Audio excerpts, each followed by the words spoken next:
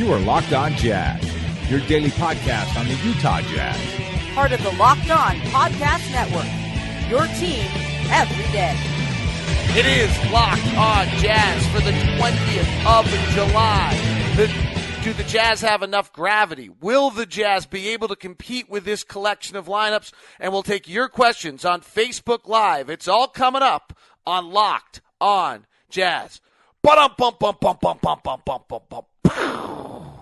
How are you? It's a Facebook edition live. Your questions coming in. A little funky because we're doing it through my tablet and it's coming in upside down, so I have to kind of look in weird places. So my eyes will be all weird on Facebook. For those of you just listening on the regular audio version, it won't bother you at all. I'm David Locke, radio voice of the Utah Jazz, Jazz NBA insider.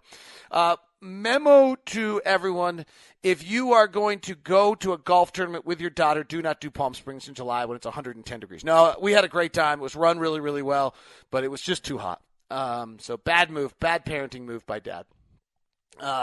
And great time with friends, but bad parenting move by dad. All right, jump aboard with your questions. We want to have you aboard the show today. This show is really for you. And today's show has two sponsors, Devin Cash of Equity Real Estate and our good friends over at Murdoch Hyundai, with the great deals going on until Pioneer Day. Only a few days left on that on both the Tucson and the Santa Fe. Devin Cash has been an original sponsor of and just been great to Locked On Jazz. And the coolest thing is the amount of great responses I'm getting from people about Locked On Jazz. Or about Devin Cash. If you are looking or in the market to buy a house, sell a house, have Devin take some time, give you a free market analysis of your house. Even if you're way down the road, he's such a cool dude. He'll take the time. 801-759-1495. 801-759-1495. We've gotten, I can go back to when I got the first email from Zach Campbell about, I'm writing to you because I had to change my pin across the world. You read mine early days. Well, I've moved from Hawaii to bountiful Utah. How'd I get here? My love of the Jazz, your hard work, and Devin Cash. Devin really went to bat for us, ensured we got our home, not just into our home, but just into our not into a home, but into our house. He kept us in the loop on every step of the way, handled adversity like a champ. What most people don't realize about realtors is their ability to establish rapport with your counterpart plays a huge role in how the sale proceeds.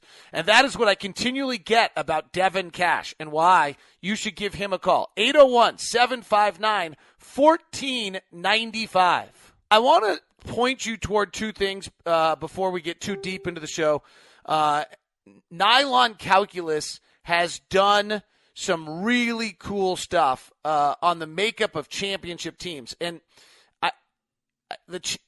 the makeup of the championship team thing for the Jazz, I don't feel like we're trying to win a championship this year. We're trying to figure out how can this collection of team with Rudy as the core guy, how good can they actually be? And there's a bunch of arguments there and a bunch of discussions to be had there.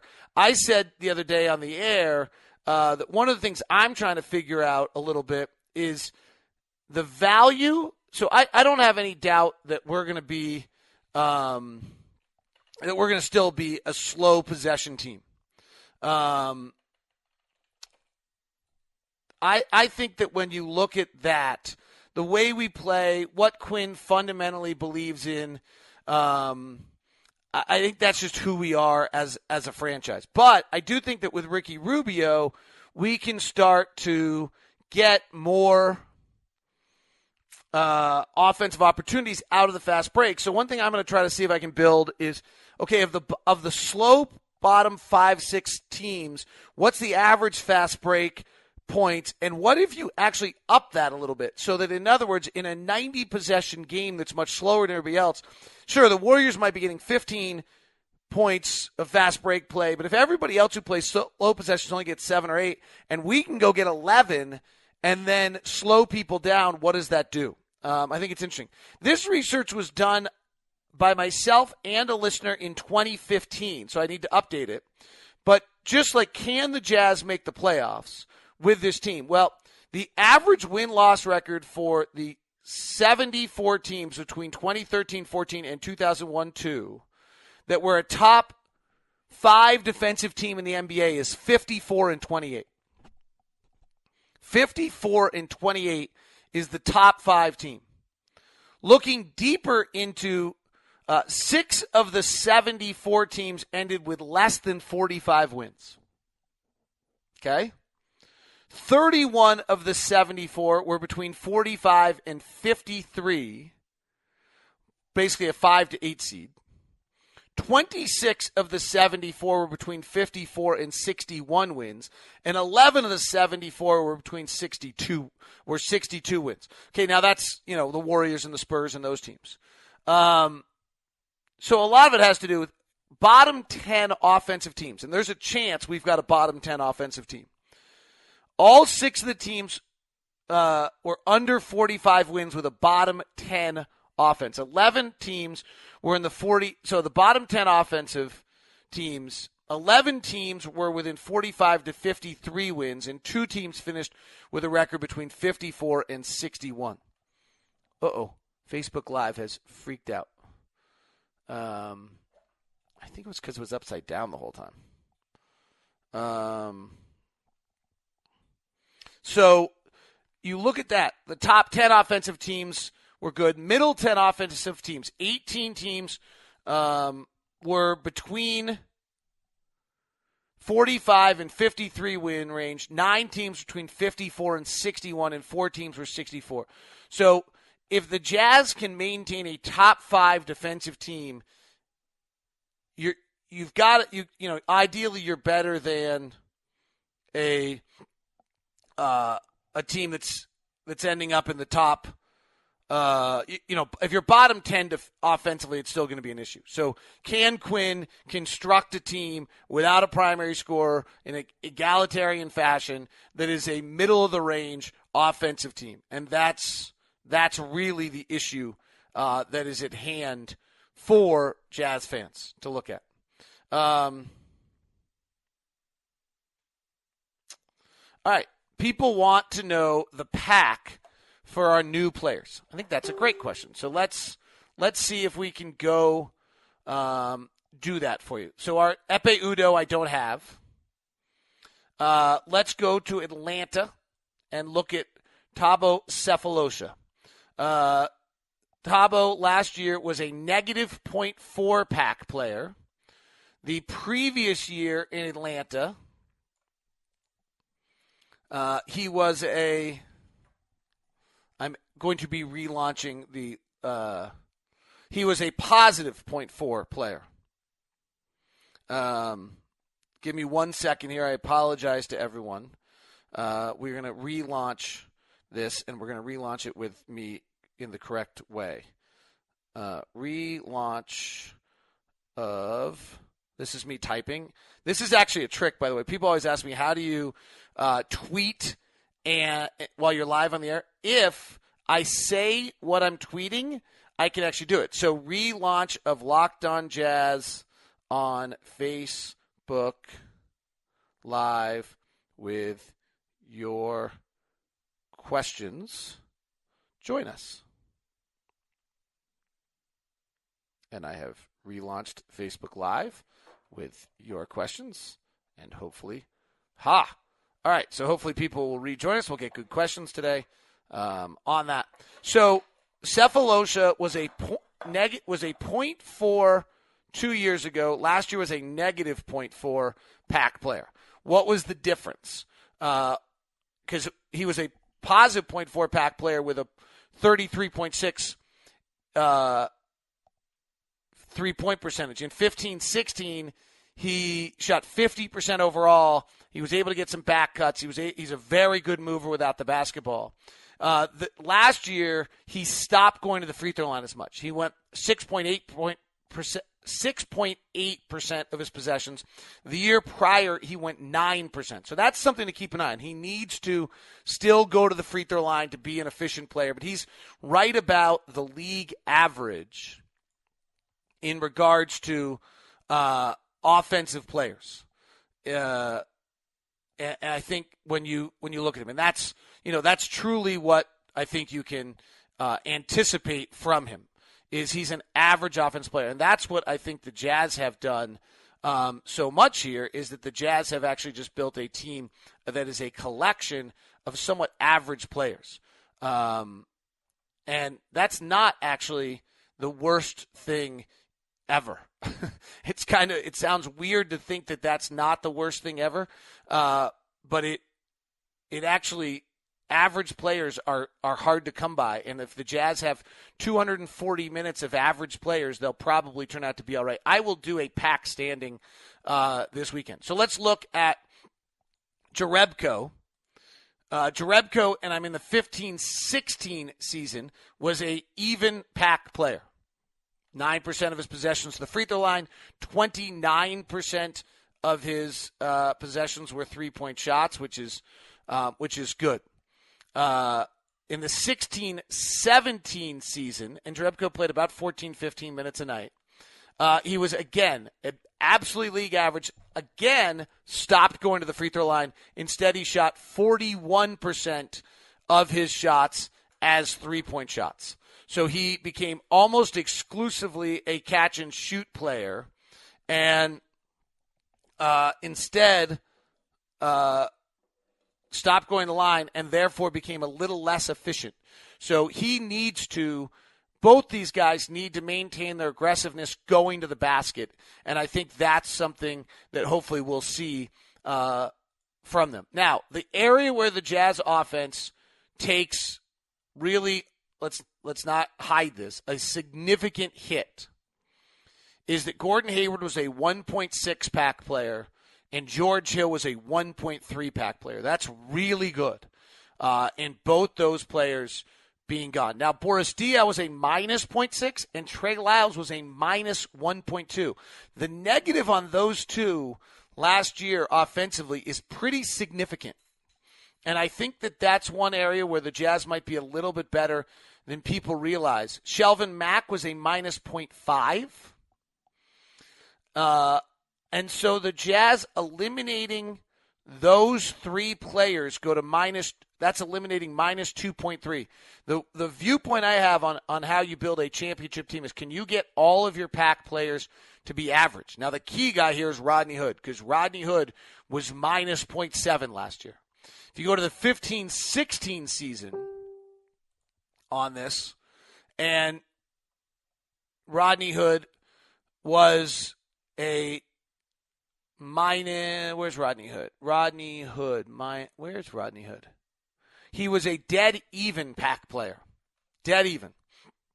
So the issue is what you can get out of Rodney Hood. If Rodney Hood is a negative PAAC player and he's your top possession user, our offense is not going to be very good. But if you go to you look at it for a second, so if Joe Ingles is a 0.6 and Joe Johnson is right about even on who he is as a PAAC player. And Dante was negative 0.4. He's got to get the Jet, and Favors was a minus 0.8, which was really poor. The year before, Derek was a positive 0.3. So if you can get rid of those negatives, add Cephalosha, add Jerebko as dead even, then the next issue is Rubio. And Rubio has been a negative PAAC player because of his poor shooting for most of his career. So in 16-17, when Rubio had the very good second half of the season, he was a negative 0.3 PAAC player. In 15-16,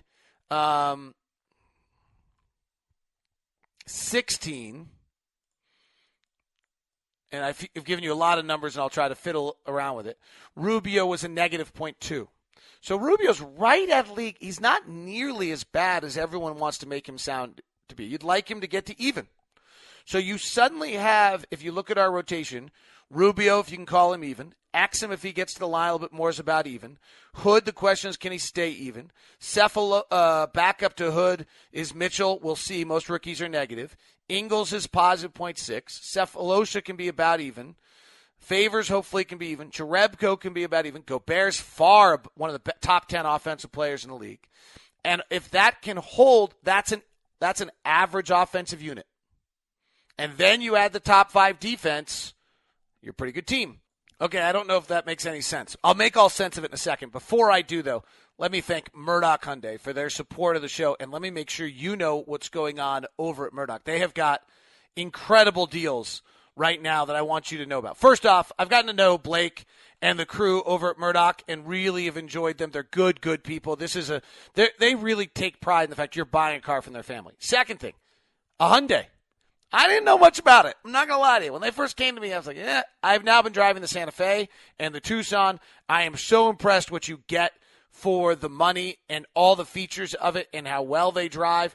And really just compare. Take a second and compare. Put Hyundai on your list. If you're looking at your new whatever, Toyota or Honda or Lexus, like even take a second and look at what you get out of the Santa Fe or the Tucson. While you're doing it, realize this. For the next few days, 1.99% financing at Murdoch. It ends on July 24th because they partnered with Golden West Credit Union. Plus, anytime you buy from Murdoch, you'll receive America's best 10-year, 100,000-mile warranty and Hyundai Assurance. But now, until Pioneer Day, they're giving you a 250,000-mile warranty. That is for real. Believe it or not, that is real. So check it out. Murdoch Hyundai in Linden, Logan, and Murray. Blake's down at Murdoch at 4646 South State Street. That's 4646 South State Street. Murdoch Hyundai. So let's take that full circle, and then we'll start getting to some of your questions. What do teams that have a top 5 defense do? I need to update this. But again, if you're the middle 10 offenses, 18 of those teams in the middle 26, 18 teams were 45 to 53 wins. 9 teams were 54 to 61, and 4 teams were above 62. Suddenly, if you can be a top 5 defensive team and an average middle-of-the-pack offensive team, you get pretty darn good. I'll continue to do some research and work on it. All right, let's get to the questions. What's more important offensively, space or creation? Space. You got to have some people beat people off the dribble with space. Why Royce O'Neal? Are you ready for this? I don't know. I got to look at that contract a little bit more. It feels like it's one of those contracts where he becomes your D-League property. But if it's a first-year guaranteed, then I'm not sure what's going on with that. So quite honestly, and I don't know a lot about Royce O'Neal. Got me. True or false? Hayward could have made a sign and trade for a trade exception going to the Jazz, a condition of him signing with the Celtics. If so, why didn't he? Because he doesn't need to do that, and he doesn't. He could have. There was no reason to do it. He wasn't signing he wouldn't get more money for doing it. So he could have, but there was no one does that. So, yeah, I mean, he could have, but no one does that. Very few. I mean, I think Carlos Boozer actually did it for us. So very few players do that. And so I don't see that.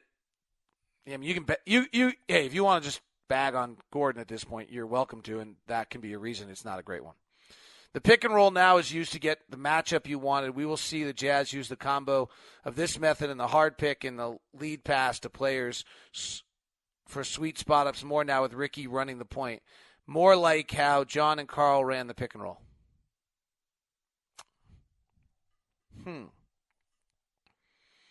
Well, that's a statement, not a question, even though you have a question mark on the end of it, so I guess I could just agree. I'm not sure I see it that way.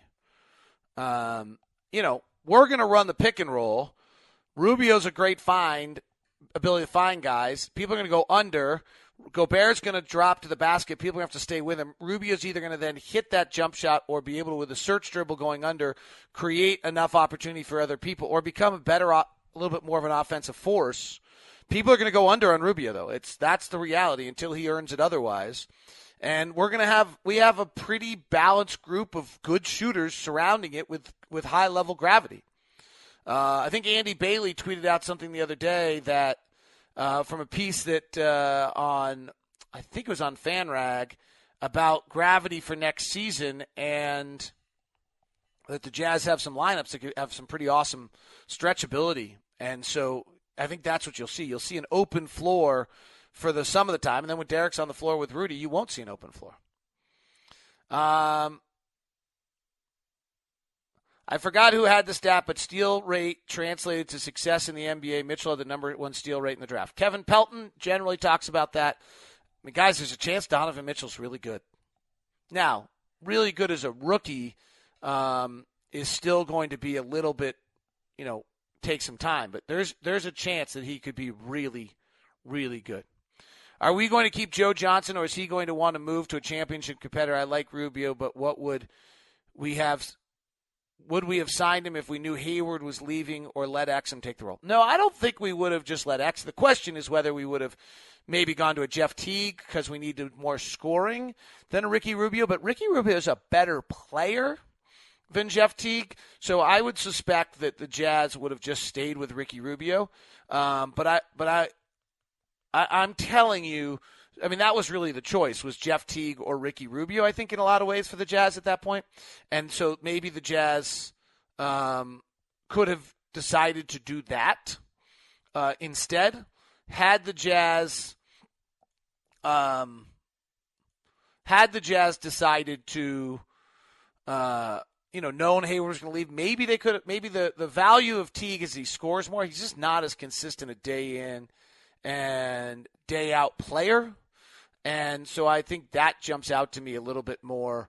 So I think you still stay with Rubio, but the Jazz would not have just opened the door and let Exum play point. I'm not sure that Exum's a point guard. I mean, I'm not sure that he has signed that, shown that ability. All right, let me go to some of the other questions. What the Jazz have done here, by the way, though, in their signings is they've allowed for Rubio, Hood, Exum, and Mitchell to have clear path to development. Does Rudy add anything to the offensive arsenal this year? Baby hook, 5-foot turnaround? Maybe, but, I mean, just better around the basket rolling is all you need. I know Ron Boone talks about this all the time. I love Ron to death. I just disagree with him on this. I don't really know what he should be adding. Maybe just if he catches and they stop the roll, he can still make a play at 5 feet. It's still not a particularly efficient play. The post-up is the worst play in the game, so you don't want that, and we post up very, very rarely. So I'm not sure that I see a huge desire for him. I mean, he can work on those things and get better, but I would say I don't see a huge there. Should we try to sign Noel? No, I don't think we should. Are we going to keep Joe Johnson? I just answered that question. All right, I think I've gotten to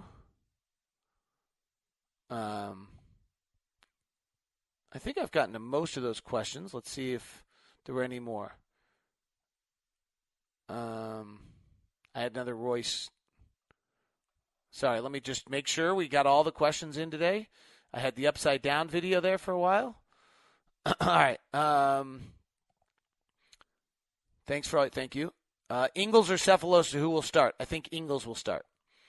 You're upside down. How much better will Rubio make Gobert offensively? Well, Rudy was great last year, so let's not underestimate that and discredit what other guys did. But there is a chance that Rubio could make him even, DeAndre to the next level, to DeAndre Jordan, 71% type stuff. What excites me about Mitchell? What gives me pause about Mitchell? What gives me pause is when you look around the NBA, it is hard to find 6'3" shooting guards that are really that good. You kind of get to Avery Bradley and stop. What makes me then decide, well, what happens if he's not a shooting guard? What happens if he's a 1-2 unicorn and a dominating scorer out of the mold? I mean, we're talking about all-star players here, but Damian Lillard and Russell Westbrook and things like that. Well, then you get pretty excited. His defensive tenacity, his joy that he plays the game with, his athleticism, those are the things that excite me, and hopefully those maintain. There's a chance that he's really, really good. There's a chance that he's really, really good. All right, I think in this messed up various world of the internet world that is Locked On Sports Facebook didn't work very well. That we are clear. Oh, is Ryan Anderson's contract that bad that no one will touch him? He seems like a perfect fit for the Jazz. No, his contract is that bad and that long. But there's a chance if something else doesn't go. It's interesting, by the way. I think the one team that Carmelo could help is us. I don't really want him. That's not what I'm looking for. But I do think that he is the one. Like, I look at Carmelo in Houston. I don't think he makes Houston better. I actually think Carmelo could help us because he would help. We need that scorer. I'm not sure it's the right move for us, but just in that single season, I mean, I'm sure he doesn't, he'd block a trade, but it's just an interesting. I'm looking at. I don't think he makes Houston better. I talk about this on Locked on NBA, and that's to me that's. I just don't think Carmelo makes Houston better. That's my point here. Well, I'll talk about it on Locked on NBA. This has been Locked on Jazz. Thank you very much for tuning in. Appreciate all of you. Thanks as well to Devin Cash of Equity Real Estate and to the good friends over at Murdoch Hyundai for sponsoring today's show. It is Locked on Jazz, part of the Locked on Podcast Network.